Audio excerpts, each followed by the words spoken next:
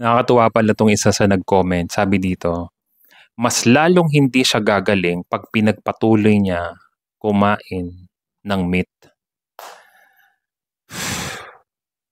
Ikaw, dun po sa mga followers po natin at member ng ating community, sa ating mga kabaka, maniniwala ba kayo na mas lalo daw, hindi gagaling ang isang taong may sakit kapag ipinagpatuloy ang, karne? Para sa kaalaman ng lahat lalo na kung ikaw ay, ngayon lamang na mapapanood ang ating mga content, eh, dekada na kasi tayo, eh, lahat na ng klase ng meal plan nagawa na po natin at napagtuunan na natin ng pansin.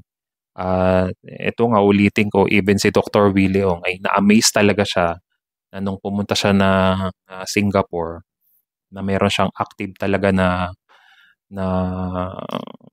cancer, talagang bukol na naka-connect na talaga sa malalaking, may naka-connect na malalaking artery na possibilities na mag-lose siya ng napakadaming dugo kapag inoperahan. Pero hindi na naging active yung bukol, lumiit siya nung volume na karne na ang kinain.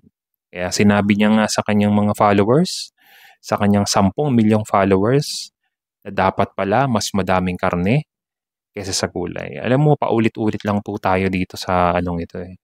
Pero gusto ko lang talagang gawa ng content itong mga to para at least sa yung mga live kasi po natin eh hindi ko na-download at nadi-delete na utay-utay yung mga live natin. So yung mga comment eh ito pinipilit nating balikan. Ah, siguro 'pag na-upload ko yung ilan sa mga live ko, ire-re-upload ko na lang siya ng tuluyan. Pero ako na po nagsasabi sa inyo, may pattern na binibigay ang mga nutritionist na pagkain, pero hindi naman gumagaling. Paulit-ulit lang, pabalik-balik lang. Ang dami ko na pong mga malalalang case na ang sabi pa nitong pasyente, pinadala na daw ako ng Diyos. The problem is, ang kausap ko lang ay yung lalaki, yung mismong may sakit. Yung babae, wala. So ang sabi ko, okay lang po ba na hintayin po natin yung asawa po ninyo? Dahil from Canada, inuwi na siya ng Pilipinas sapagkat terminal na yung stage niya, may cancer siya, tapos may prostate pa siya.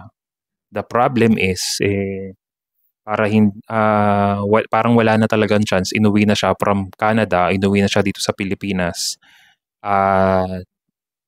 Dinala ako nung ilan sa mga kakilala niya na close friend niya, dinala ako sa mismong bahay, nag-discuss ako doon. At ito ang nangyari. Ang sabi ay gagawin na daw, biyaya daw ng Diyos na dumating ako. Pero mula pa sa Canada, nabigyan na sila ng meal plan pero it become worse. Hindi na niya makaya yung medication, yung treatment sa kanya. At ang nangyari, pinauwi na lang ng Pilipinas at baka nga abutan doon, tinaningan na din siya. Ipinaliwanag ko na't lahat. Meron na tayong presentation para doon sa mga hindi pa napapanood yung presentation natin, yung complete presentation. Sapagkat hindi tayo pwedeng umasa sa mga reels, sa mga video-video dito. Meron talaga tayong complete presentation na nasa YouTube. Hanapin nyo siya. Yung pinakamadaming views, hanapin nyo. At pinaliwanag ko na sa kanya yun ng live. Pinaliwanag ko na sa kanya as in. Pero ang ending, dahil hindi napanood nung asawa yung discussion ko, hindi ginawa. Hindi talaga ginawa. So, after a week, namatay na po yung pasyente. Pero ala na eh, lumalaki na yung tiyan niya. Sayang, timing na talaga siya. Timing na talaga. Problema lang kasi sobrang daming negative dun sa itinuro ko. Karne nga naman. Kaya nga ito, mas lalong hindi siya gagaling kapag pinagpatuloy niya kumain ng karne. So karamihan kasi ganyan kasi ang mentality eh. Ang sa akin lang naman, kung ginawa niyo ng lahat for more than a decade, paulit-ulit tayong medication, halos bumibigay na yung katawan sa ganong klaseng treatment, wala na rin namang mangyayari. Wake up. Kaya minsan sinasabihan ko nga yung mga tao, alam niyo po sa totoo lang, nilikha tayo ng Diyos at nilagay yung utak sa pinakamataas na bahagi ng katawan ng isang tao para gamitin. Pero hindi. Yung utak natin parang nasa talampakan eh. Hindi talaga natin ginagamit. Hindi talaga natin. Isipin mo naman, dekada na. Mahigit isang dekada na may karamdaman tapos hindi naman gumagaling. Paulit-ulit na yung medication. Mas lalo pang lumalala.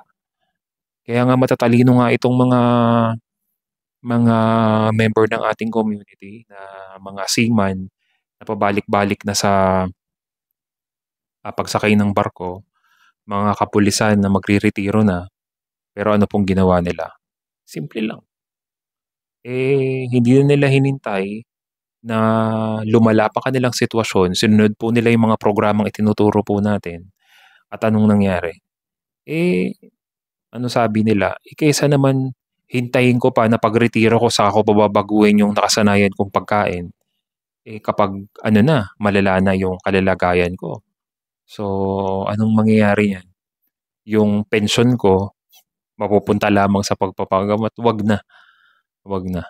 Mas magandang simulan ko na ngayon at alam ko din naman ako magbibenepisyo kapag iniayos ko yung way of eating ko. So sana nakapagbigay po ako sa inyo ng magandang explanation at nabigyan ko po kayo ng guidance patungkol po sa mga health issues na meron po tayo. God bless everyone.